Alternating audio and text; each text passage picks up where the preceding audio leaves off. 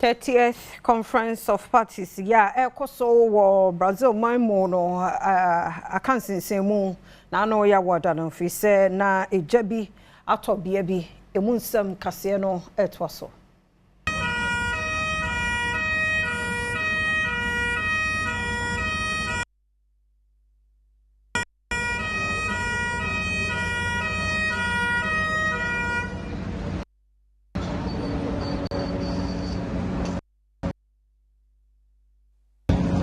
COP 30 ekoso ewo Brazil ankwanko wi asempa ne nyina NSA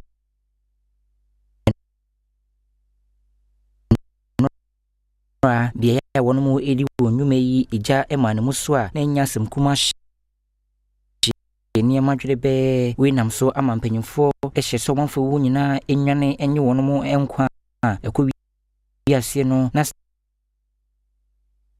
Ampidi bi esi wo hono ma omanfo etietia omanfo eso we wono mu kiremu dia gya yihase ewo China Pavilion na eno ewo Blue Zone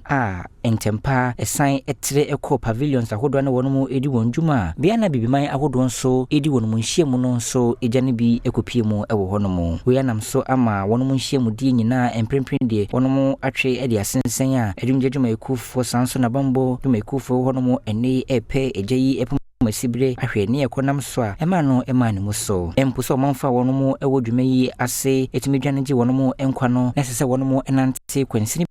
bebri ansa na wono mu etumi enya ehempo afro ede akọ wono mu biaya woda enam wenti eni gina ya hodo esese mpanyimfo esi ewo COP 30 ase no emprempre de enya de se wono mu etumi esia wono mu hwene mu se enhyehye ya hodo de begu akwa mu